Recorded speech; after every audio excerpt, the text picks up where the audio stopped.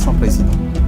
Le siège présidentiel est vacant, personne ne veut en parler. Et je vais vous dire pourquoi. Ça, je peux faire rapidement une parenthèse. Tout le monde sait qu'il est malade et qu'il est allé se soigner à l'étranger. Donc ça, ce n'est un secret de polichinelle. C'est pas sûr. Je ne sais pas comment vous l'avez su, mais le gouvernement rwandais, ou ce qui reste du gouvernement rwandais, veut faire croire à tout le monde qu'il n'y a aucun problème. Moi, je vais vous raconter pourquoi je vous dis actuellement que le président Kagame n'est plus. N'est plus? N'est plus. Vous affirmez? J'affirme et je réaffirme qu'il n'est plus. Il n'a qu'à ressusciter pour venir nous contredire ici, ce qu'on avait demandé d'ailleurs. Monsieur l'abbé, avant que vous n'entrez dans les détails, vous êtes un homme de Dieu, vous le savez. Ouais. Et vous êtes l'un des principaux opposants et sans doute l'un des mieux placés pour l'avenir à occuper les fonctions suprêmes au Rwanda. Donc en avançant ces propos, vous jouez totalement votre crédibilité. Je sais, vous êtes au fait. Je suis conscient de ça. Et y compris peut-être des poursuites de la part des autorités rwandaises. Je suis tout à fait prêt. Je vous rappelle que nous avons essayé d'entrer en contact avec les autorités rwandaises, aussi bien à la présidence qu'à l'ambassade.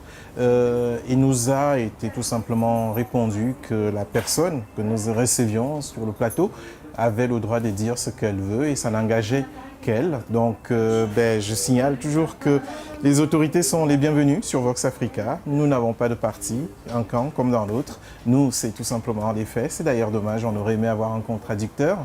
Il n'y en a pas. Peut-être que lors d'une autre émission, on aura cette fois la version côté pouvoir. En attendant, c'est l'opposition.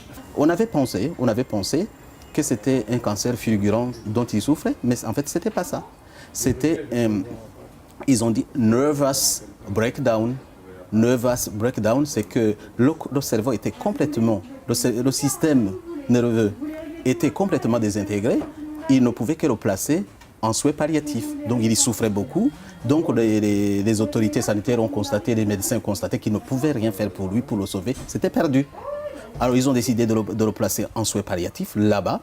Et puis, en attendant la décision de sa famille pour le débrancher. Parce qu'ils avaient établi, et ça c'est l'information, qu'ils ne peuvent pas revenir à la vie. En fait, ils ne peuvent pas le sauver. Donc vous êtes catégorique. Le président du Rwanda, actuellement, est en état de mort cérébrale. C'est ça. Et puis, ce qui m'intéresse beaucoup, c'est pas ça, parce que je peux y arriver aussi, quelqu'un d'autre peut y arriver, c'est un accident de la vie.